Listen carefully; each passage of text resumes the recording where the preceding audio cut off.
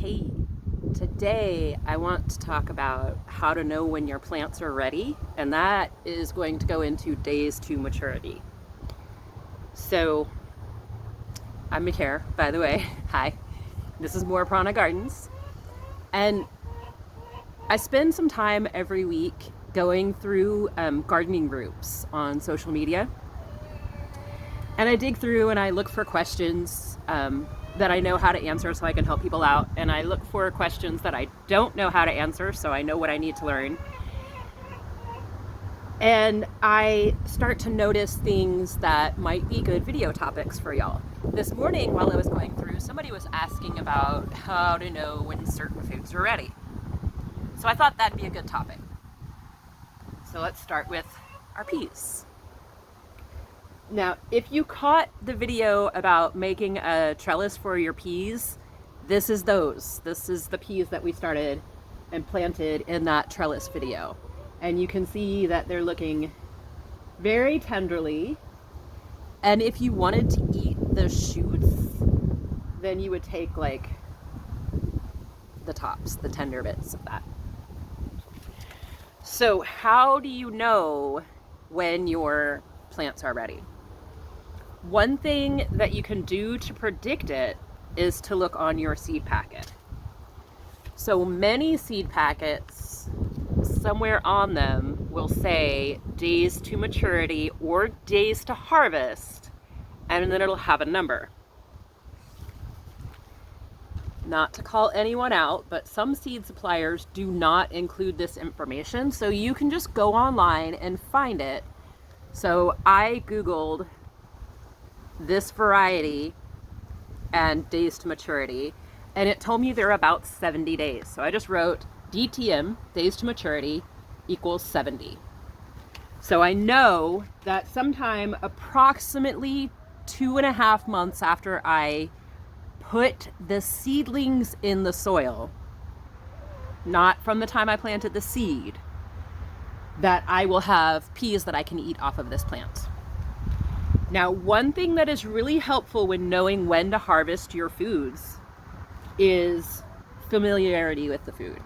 So if I'm used to buying snap peas or sugar snap peas or that whole family of pea in the grocery, I know that I don't want my pod to be swollen and very, very full. Whoo, that sun. For a snap pea. So if I let it get too full, I know that's going to be something I'm going to want to shell and cook the peas separately. So just on things like this, look for how it would look if you were going to buy it in the grocery. If you're not familiar with a food, like I grew eggplant this year, and I've never been a big eggplant eater. No particular reason, just haven't. So I had to look up what an eggplant is supposed to look like and feel like, and if my thumbnail can go into the flesh at all, if I can make a dent in the flesh, or if it's going to spring back. You can look up little details like that for each food, and it'll help you know when to harvest. But having that days to maturity on your packet really helps out, because it gives you an idea of when to start looking for signs that your food is ready. So obviously on fruiting plants, it's quite a bit easier than some other things. Our root vegetables are going to give us a little bit of a different situation. So on things like our bunching onions, it's going to be easy to tell when they're ready. When they look tasty, eat them.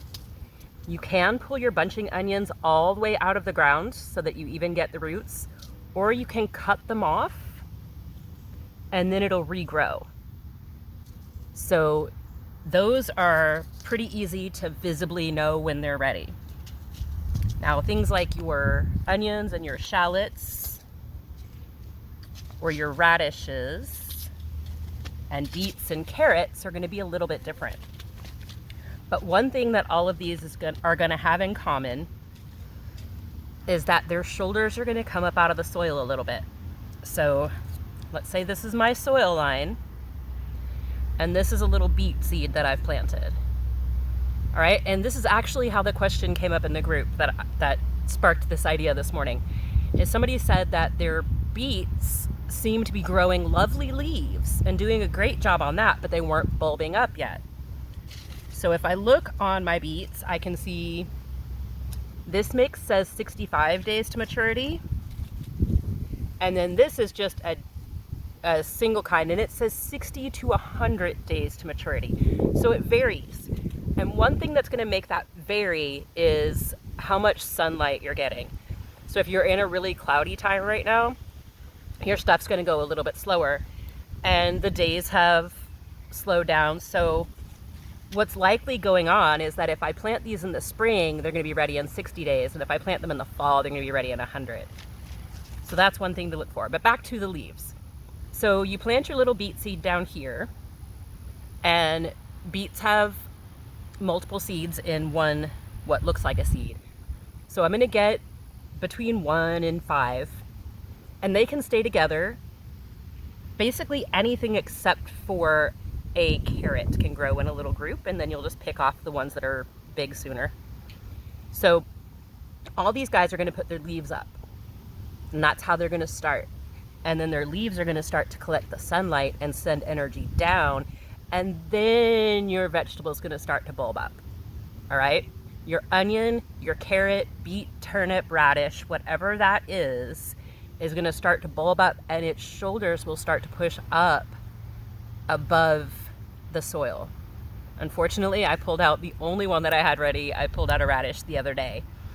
But once they do start to push up their shoulders, you can start to brush dirt off from around their shoulders, and you can see how big the vegetable is under there. When that root looks like it's a size that you want to eat, pull it up and eat it. On beets, on carrots, you can eat the leaves as well. Make sure that you leave it enough that it can still do the whole photosynthesis thing. You don't want to like chop all your leaves off your beets and then you've just got this little sad little beetroot down here that's not going to do anything because he's not getting sunlight anymore. Okay, so that is how you know on your root vegetables. On our leafy herbs, it's going to be a matter of just looking at when it looks good. Most of these, like a parsley plant, we're not going to pull the whole plant. We're just going to take off what we need. And that's going to go the same with our cilantro. We're just going to take off what we need. Celery, we're just going to cut the stalks that we need. We're not going to take up the whole plant to harvest it. Now with your leafy greens, you can either wait for the whole plant to grow and cut it, or pull it up. Leaving the roots in the ground is better. Or you can harvest as you need. And they're all going to be different. So like lettuces are going to tell you sometimes if you want to grow for baby lettuce or for a full head of lettuce. So that's going to be a variation on your days to maturity sometimes. And then if you get a mix, this one just says 45 days, but it's counting on us to collect it as baby. Now, your bigger leafy greens that aren't maybe necessarily green, and this is why I'm next to the chicken coop and you can hear all this borping, is you just pull off leaves as you want them. And now they're going to really start going crazy because this is where I feed them sometimes. So on your leafy stuff, it's another matter of just when it looks like food to you. And to be honest, mustard greens never look like food to me, personally. They look like food to the chickens. And in case you didn't know, your sweet potato leaves, they're edible too. You can use them in place of spinach in cooking, or you can feed them to your borps. All right, so leafy greens and herbs are pretty simple to know, and we shall move on. Now, this part is just to demonstrate that I am not an on top of everything gardener. These are my brassicas that I started a long time ago that I really, really, really need to plant because they have used up everything in this potting soil, and I need to get them in the ground. But when you're doing Brussels sprouts and broccolis, you're just gonna look for them to head up the way, again, like peas, the way that you would want to buy them in the store. Okay? And then some of them are going to be quick. Now, this one says, what is that, 45, 48 days. And this one says 80 to 85. So what I can infer from that is that this one that is quick is very likely a sprouting broccoli that's going to make the side shoots and not a big head of broccoli. So if you see something where like typically we're looking at 80, 85 days on them, and then suddenly you see one that's shorter, you want to notice what might be different about that variety and why it might have a different number of days to maturity. Okay? That's going to be something that's going to tip you off that this might not be a standard for whatever it is. Mostly we've talked about vegetables, things where you eat the leaf or the root. We did talk about the peas, but just to point out that some things, your days to maturity, that's just the start of when they're ready. So my habaneros, which I had to look up because some seed companies don't put it on there, they're about 80 days to maturity. Now, that's when they start having harvestable fruit. So I put this plant in the ground in May. So 80 days, let's just say it was May 1st. It wasn't. Let's just make the math easy. So 80 days from May 1st would be May, June, it would be mid-July. Here we are in November, mid-November, and it's still fruiting. As long as certain plants get the conditions that they need, water, light, and nutrients, they can keep producing. So 80 days, and then my shishito was 75 days, and they're still producing. So your days to maturity on something like a beet or an onion is a one and done. It grows, you eat it, the plant is dead. On fruiting plants that make other food besides the root or the leaves, that days to maturity continues to go on. You're sitting in a holy basil plant that is covered in bees, and they're dancing on you a little bit. All right, so in most plants, keep in mind that your days to maturity starts from when you put the started plant into the ground or into the pot where it's going to be growing. On things like your beets, your carrots, the stuff that grows underground, if you direct sow, you're going to start counting from when it makes real leaves. So the first two little leaves that come up are your cotyledons. And then you'll have more leaves that come up from there. When these leaves start coming up, your third, fourth, and on, that's when you start counting your days to maturity. It's not going to be when the seed goes into the ground. Okie dokie? All right.